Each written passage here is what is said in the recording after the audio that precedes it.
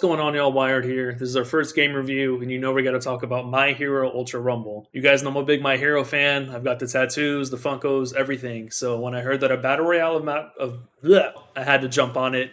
I wasn't able to play the beta. We were able to get a lot of time in with the final product, so we're going to talk about it here. Let me know in the comments what you guys think about the game. Did you guys enjoy it?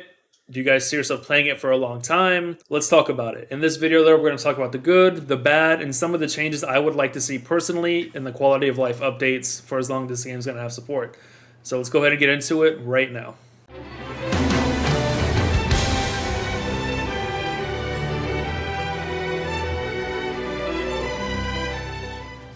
My Hero Ultra Rumble is a new free-to-play Battle Royale game, I believe across all platforms, including the Nintendo Switch, as well as PC. If you know the story of My Hero, it surrounds a group of high school kids, primarily one named Izuku Midoriya.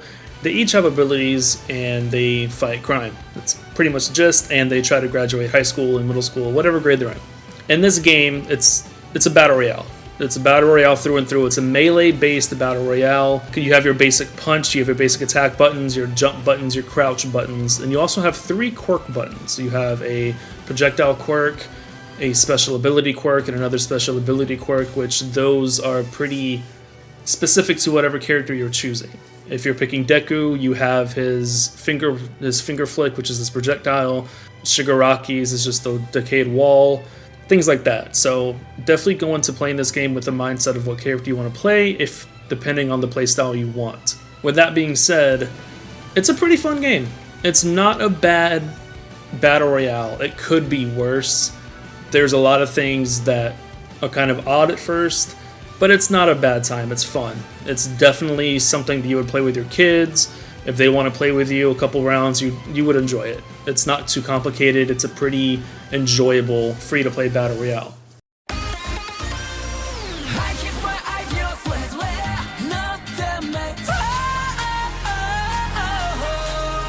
Now, as I mentioned in the introduction of the video, there's actually some good that comes with this game. There's a very intuitive mechanic to where you can actually select where you drop into the map, which I think a lot of other Battle Royales should learn from. It definitely gives you more control and more teamwork ability, being able to select where you're going to drop. And the way they do it is pretty creative. You have about 15 to 20 seconds to kind of just place your pin on the map, and hopefully your teammates follow. That's going to make for a good experience, because if they don't follow, this game, it's hard to 1v2 or 1v3 really anybody in this game. So hopefully, fingers crossed, if you're playing ranked, you have teammates that know how to play. But it's just a really cool system that you can select where you want to land, and then after the timer goes off, then it populates where your opponents are landing. So you have a 50-50 shot of this being a great game where you can play at your own pace, you can level up your quirks, you can get your items, or the other flip side of that, you're fighting somebody head on, and you better hope, like I said, your teammates are good. If they're not, you're going back to the lobby really quick in this game. Another good thing that this game does is focuses on teamwork. There's a lot of different side quests in the game to where if you rescue a civilian, you get what's called a revive card. And once you have a revive card, if one of your teammates goes down, you can res them.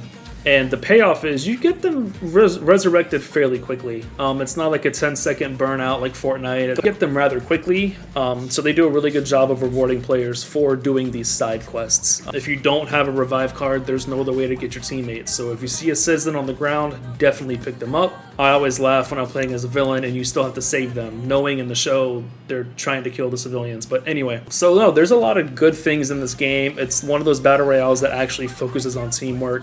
And interestingly enough, I do think that's this game's strongest point.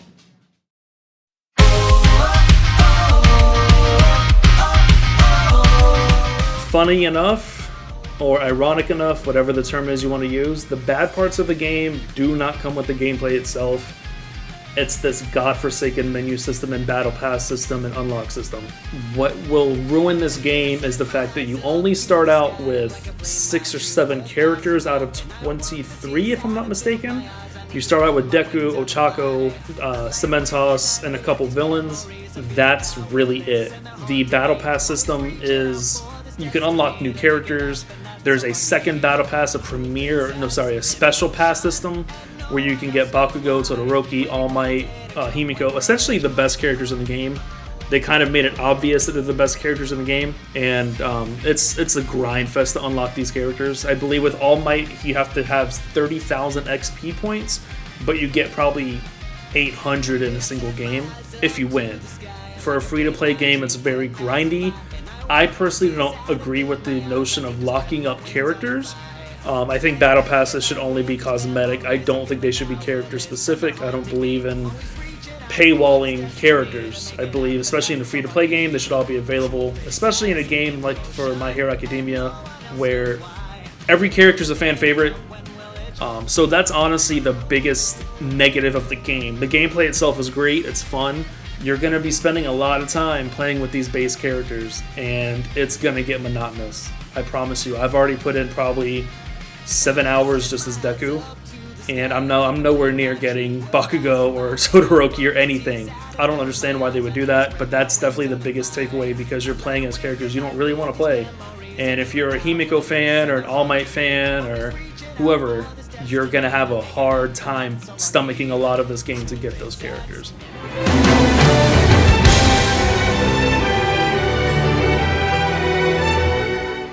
A lot of things that I would love to see changed, hopefully soon, is the fact that every character is locked. You're cutting off a lot of really big fans from playing their favorite characters. I think the Battle Pass system needs to also be touched up a little bit. Another thing I'd like to see changed is just server stability. This game is fun. They have a really good game on their hands. If they just fix these small little minute details, they can have a long-standing game.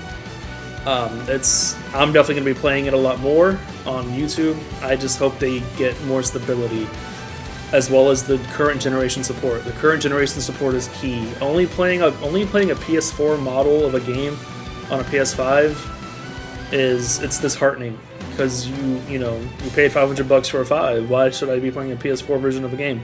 I'd love to see it optimized, because when you play on PC, it's flawless. PC is definitely the preferred system to play on right now, until they get those optimized versions. If they don't get those optimized versions, that's going to hurt the game's long lifespan. In terms of gameplay, what I'd like to see with quality of life changes, though, not much.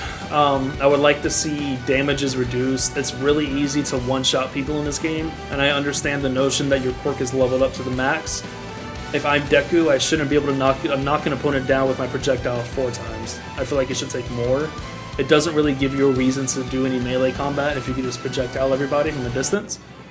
So I'd love to see them kind of balance the damage outputs. I want to be able to get in these characters' faces. If I'm playing All Might, I want to get in your face. If I'm playing Bakugo, I want to get in your face. I shouldn't have to just stay from afar and hope that the aim assist takes over so I can knock you down in 4 to 5 hits.